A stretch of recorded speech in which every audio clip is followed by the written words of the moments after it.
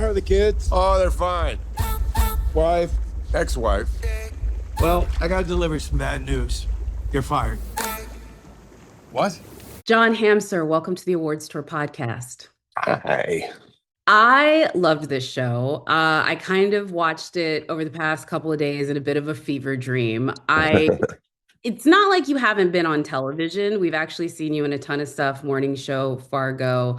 But this, I feel, is a real Jon Hamm number one on the call sheet type moment again. So talk about coming to this project and why you wanted to play Andrew and then also BEP. It was kind of born out of the pandemic. We were sort of sitting around wondering what the next thing to do would be, and had finished Top Gun, and Top Gun was sort of sitting in a can waiting for the world to open back up. And we were all kind of in that weird mode of like, what's next? What does it even look like? Mm. And during that time, I had read some of Jonathan Tropper's incredible short stories and some of his writing, and we both kind of fell into a little bit of a mutual admiration society and had a meeting. And he said, I have this idea about the show possibly, and he kind of pitched it, and we thought, okay, well that could be something interesting. And people at Apple thought it could be something interesting as well, and it became something interesting. And so that was the genesis of it. It was simply an idea that sprang from his mind, fully formed. Wow. And I remember him sending me the pilot script, and I thought, okay, well, if it stinks, then we just won't do it. But it was so good, and it was so compelling, and I sent it to some, kind of slipped it to some friends and said, "What do you think? Am I crazy? This is really good, right?" And they all were like, "Oh yeah, I would watch this show tomorrow." And so that's kind of how it started, and that's then we got to sort of putting it together and finding Amanda and Olivia and everybody else in the show, and thought, okay, this has a chance to be more than just the sum of its parts. And we can really kind of tell a story that is seemingly of the moment and kind of resonates on several different levels, and that's what we did. You definitely did that. I will just go ahead and say, I'm sure Apple has said this already, but that show is one of the top shows at Rotten Tomatoes. It seems like it was kind of like a little bit of a slow burn for folks to kind of find it. But once it did, like you could really feel people telling people, hey, you got to check out this show. Hey, you got to check out this show. Did you feel that as somebody that was like promoting and releasing it, how it took a while to catch fire, but it definitely did? I mean, I think there's no such thing as immediately catching fire these days. There's so much stuff out there that, it takes a while for anything to really find an audience or get a kind of critical mass of either critical attention or actual attention, anecdotally, however you want to put it. Mm. But we did the first couple of days of press for the show, kind of press junkets kind of style, and I was pretty impressed even back then with how at least the critics were responding to it. Like, this show's really good. We really like the show. And usually you're never going to sit in a room and someone's going to go, I hate your show. They just won't say anything nice. But people said such nice things and were really kind of on board for it. And this is how you can usually tell. Most of the critics were given 7 out of the 9 episodes. And I think almost every one of them had watched all 7.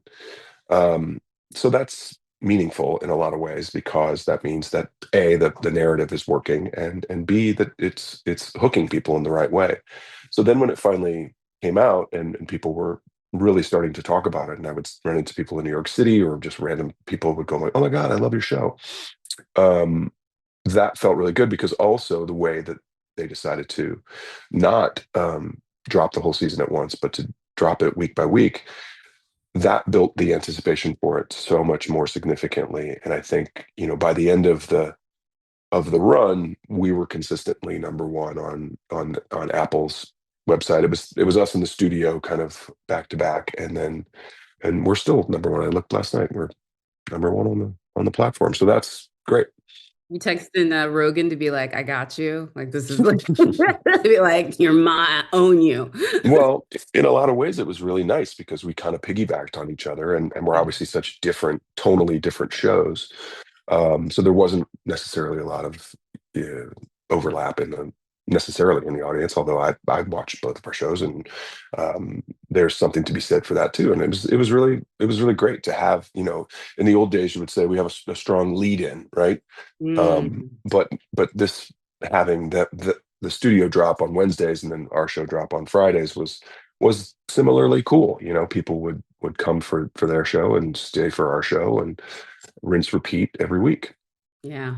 I mean, I wasn't one of those watching it live, but I caught on later than other folks. But I'm so glad that I did because I think Coop is just he's such an interesting character and where you go in the season. So you got the pilot episode. I feel this show really is almost like three shows. There's this murder mystery that we're put into at the beginning, and then it becomes like Breaking Bad revisited. And then at the end, it's like, I don't know, a mad, mad, mad, mad world as everybody is losing their mind. And we're trying to just see who's going to come out like alive at the end of it. How much did they tell you as far as where the season was going to go, as far as your arc? And what was the thing that you were most excited to get to do in the season?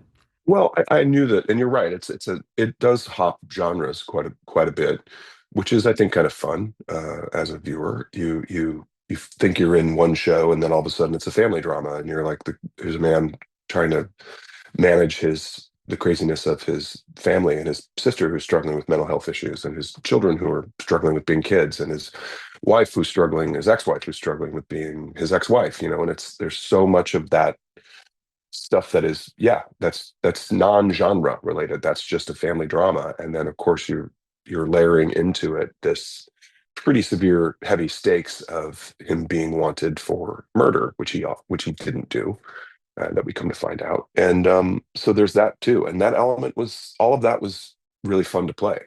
Mm.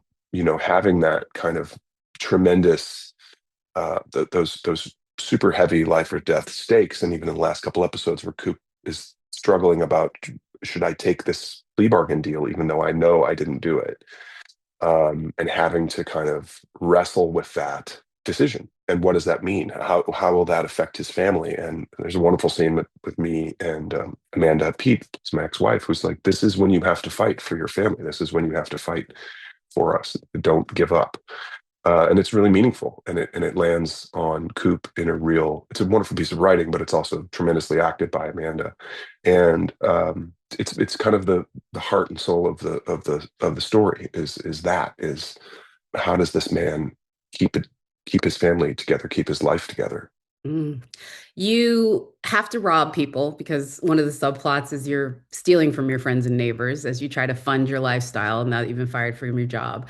There's water stunts. There is a of the intimacy coordinator got their job's worth on this one. Let's put it that way. You got to play golf. You got to get into fights. What was the favorite thing? I feel like this was a show where you were just like, what do y'all want me to do today? Yeah, no, it was definitely the full bag of tricks. Tennis and golf and swimming and falling and fighting and all of those things, which are a lot harder to do in your 50s than they were in your 30s. I'll tell you that much. I had a lot to do in Mad Men as well, but I was in my mid to late 30s during the majority of that show. So uh, this is fun. It's why we get to do what we like to do. If I wanted to wake up and do the same thing every day, there's a bunch of factories I could probably go work in. But Fair. this is the fun part of being an actor, is to wake up in the morning and go, oh, today I get to play golf, and oh, today I get to play tennis, and today I get to shoot baskets or whatever it is. And that part is, yeah, that part's fun. And to get it to do it at such a high level with such amazing actors as well, that part is fun too. Did you have a favorite thing that you hadn't done or got to really kind of showcase in this one? I mean, I love playing tennis. I picked up tennis in my 30s. I've been playing golf since I was a little kid, but I kind of picked up tennis in my 30s, and it's a fun. My golf game never was better than when I was unemployed, and so ever since being employed, I don't have enough time to go play golf and stay good at golf. But tennis I can play. You can. In fact, I'm going to play. I think my wife and I are going to go play later today, so it's a perfect day for it. Oh, I dig that. I'm a tennis player as well. I never understood golf. I get it, but it wasn't my thing. I loved how many great epic monologues you get in this show. You threaten a man with a golf club on a golf course. Your confrontations with your boss, like you and Nick. There's just so many, I think, fun, really out there scenes that you got to have this year. But I would say your relationship with your sister and Lena. That was actually the character relationship that I found to be the most interesting because when I was watching the show, she sort of struck me as the only person who maybe knows who Coop could have been before he started muting himself for the world. And maybe she is kind of what he would be if he wasn't so buttoned up and trying to win everything, because they came from that same environment. How do you sort of classify that brother-sister relationship, or how did you play it? Well, first of all, Lena is wonderful in the show, and she brings so much to that role. We wanted there to be a sibling relationship that we could explore with Coop and his family to kind of highlight how his relationship with his children is sort of mirrored by his relationship with his parents, and how we try not to recreate difficult patterns in our lives, and all of those things that anybody who's lived a life has managed at some point. Um, and then to layer on top of that, Allie's difficulty with her mental health struggles, and being an artist, and being uh, unfulfilled, and having a difficult romantic relationship that she's trying to navigate as well. And so there was a lot of fertile ground certainly to plow in there.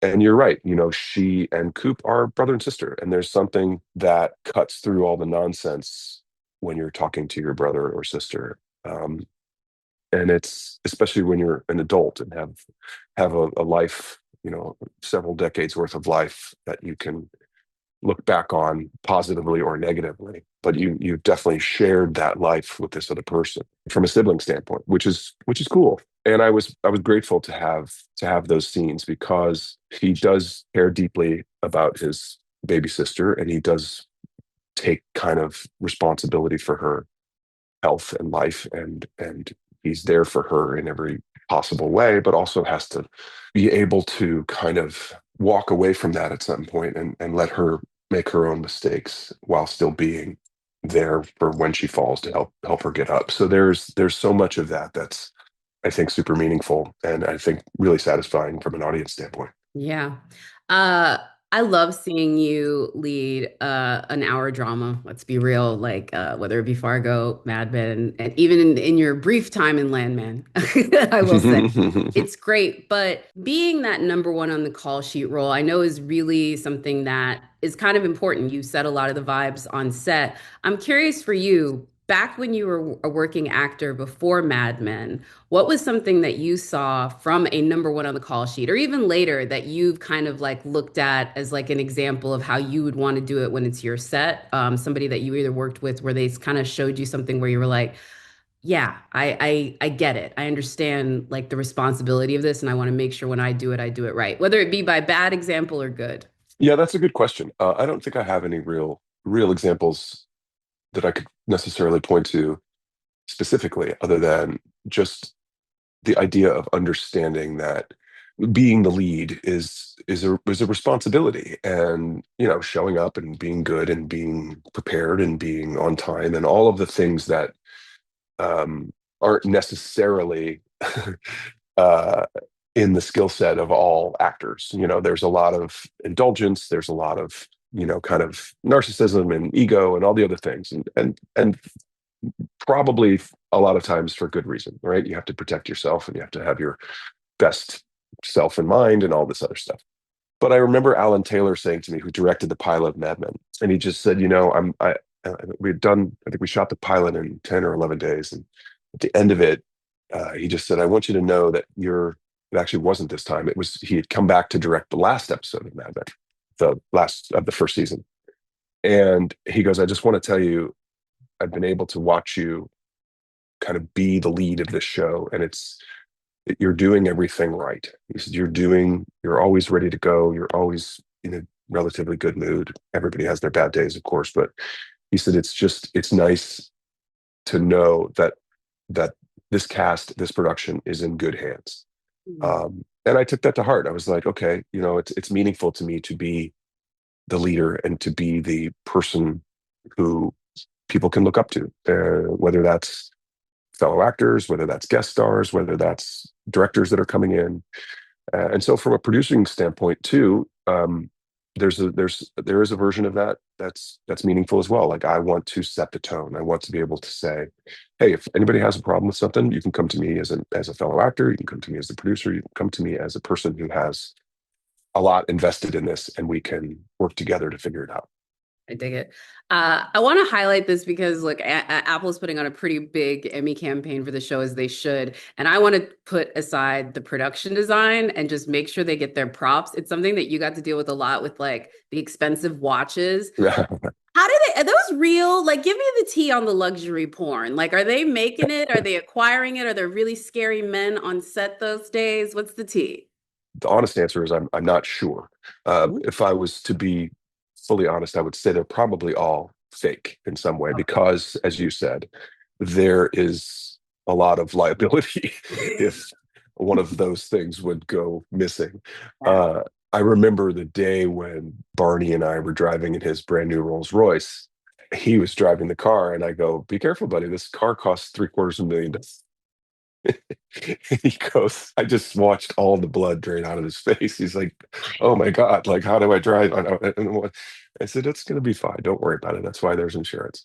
But it's, when you're dealing with stuff at that level and the crazy expenditure, yes, there's insurance, but it's very nervous making to have, to be responsible for something at that price point for sure. And the other half of it is, we're shooting in other people's homes. So, we want to be very conscious and aware that we're, taking only pictures and leaving only footprints and not, and being respectful and responsible. So that's part of it. Anything from the show that you saw, fake or not, that you were like, I dig that. I might need to figure out if that's That real. Rolls Royce was pretty nice. I got to tell you, that's a pretty nice car. We have a lot of really nice cars on the show. That's, with the exception of mine with the busted trunk that keeps popping open. No, it's all obviously there's an element of that to it, that Yeah. this kind of luxury, as you say, luxury porn, but also there's something to be said that's, at the end of the day, it's just stuff. And I Right? think that's the lesson of the show. Yeah. Of course, we try not to. Look, I've got very nice things in my life. I'm very happy and fulfilled and fortunate, I'd say too. But I'll also just be like, all right, it's just stuff. I really love, and I don't want to give too much away, but I really love where we get to at the end of the series, where I think Coop has been living his life very muted, very doing what he's supposed to do. And I really love at the end, we're going to get to see a man who is just not as invested in that. Like the people pleaser has Right. stopped. I cannot wait for season 2 to see where that goes. I know you're not going to tease anything, but we'll see. We'll see if I can pull something out of you. I want to talk a little bit though before we get out of here about some of your other things from your filmography, because I'm such a fan of it. I mean, you've been in Thank some of you. my favorite things. I love The Town. I watch that movie like once a Thank you. year because I love it so much. You were in Top Gun and just so many other things. What is the one? Is it still Mad Men? Because I feel like your other stuff is almost like, honestly, your stuff on Saturday Night Live at this point, I feel is eclipsing even that, or your stuff that you've done with Tina. What do you find is it still Mad Men? It's the most recognizable for other people. Yeah, probably. I mean, just because of the length and breadth of the show, and it was the better part of a decade and 92 episodes, and I just did this as we talked a little bit off camera, but we did this retrospective kind of interview with Noah Hawley and John Slattery and myself down in Austin at the ATX TV Festival, which was really fun actually to kind of revisit it. And again, we it was 10 years since we finished that show, and it was 15 years since I had hosted Saturday Night Live. So time has a funny way of keeping moving, and if you look down and look up, you're like, wow, a decade passed? That seems impossible. That truly seems impossible. And yet it has been. So, other than the lines on my face and the gray in my hair, I still feel like it was a minute ago when we finished that show. But the fun and funny thing about it is that a whole new generation is discovering that show, and my friends' kids are now like watching it and going to their parents and being like, "Have you ever watched the show Mad Men?" And they're like, "Yeah, you know the star of it, right? Like he's known you since you were a kid." Oh my Because God. they're now in college, and I think Tina was telling me that she started watching Mad Men with her oldest daughter, who's in college, Alice. And I said, "How is that? What's that like?" She goes, "It's kind of amazing. Like she's really into it, and uh, and that whole generation now is kind of discovering it, which is awesome." Yes, I dig that. Also, too, I'm not saying I feel you and Tina Fey are like peanut butter and jelly between like Smith, like every time y'all are together. I have a feeling there was a treatise at one point that had you in the Four Seasons. I'm just gonna use that as my headcanon. She got every actor of a certain age that she's friends with, and somehow Jon Hamm didn't get on that call sheet. I call BS. too too busy. That's No, what I figured. I yeah, I love working with Tina and Robert Carlock, who she wrote 30 Rock and Kimmy Schmidt with. Those guys are right in my wheelhouse for funny. And yeah, I just think I think whatever she does is has kind of a imprimatur of intelligence and heart and real solid funny, and all of those things are things that I like. I dig it too. I want to ask you about something that you already talked about it a little bit. And I only want to ask you because it's come down. It really did save movies. It was such a big moment. I had friends of mine who hadn't been to the theater in years who talked about going to see Top Gun. I know you knew you were making a Top Gun. Did you guys know when you were shooting it that it was going to be what it was? And how strange was it too? Because y'all had it in the can for so long. Were you going through a bit of like, we know we made this thing and nobody can see it yet, kind of like craziness? Well, I Because mean, it took over a year to shoot. fair.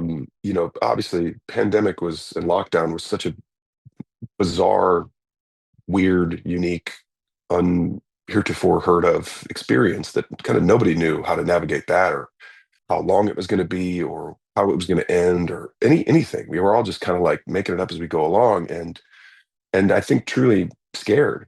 But Tom had shown us some stuff cut together that so we knew the movie was really good. And then during lockdown, we got invited to go to Paramount and sit with masks on, 15 feet apart from each other. There was probably 15 of us in the whole screening room, the Sherry Lansing screening room at Paramount, which is like a 300 person room. And they showed us the early cut of it, and our faces were melted. I mean, it was just so unbelievable. We were like, this movie is really, really good. And Tom, to his tremendous credit, said, "I'm not going to release this on the platform, the streamer. It's got people have to see it whenever that is in movie theaters." And when lockdown lifted, it was like, should it come out at Christmas? Is it going to be that kind of movie? And he's like, summertime, summertime, got to be a summertime movie. And he's got a pretty good track record with stuff like that. So he really did fight for it, and he really did make sure that it was seen in the right way. And obviously, $1 billion later, it was the right decision. I dig it. I dig it. Well, I'm gonna let you get out of here, but before you do, I'd be remiss because the internet would be mad at me if I didn't at least ask as to where you think Coop and all of his friends and neighbors will get into in the next season, where you think it'll go. Because listen, y'all set it up I've still got tons of questions. I got questions. I want to know about all these women. Which women is he going to be with? Is it going to be his business partner, the neighbor, the ex-wife? I don't know. He's got a lot. Yeah, stay tuned. That's the fun part of creating kind of the cliffhanger version of the end of this first season. But he's still obviously in a very nebulous and a very tenuous place. So he's still got some navigation to do with his life and his uh and his relationships to get back to a stable place. But that's the fun of what we hope will be a very fun season two. So far, so good. Well, I can't wait to watch, sir. Thank you so much for this. And again, you were so good in the show. So thank you for making it.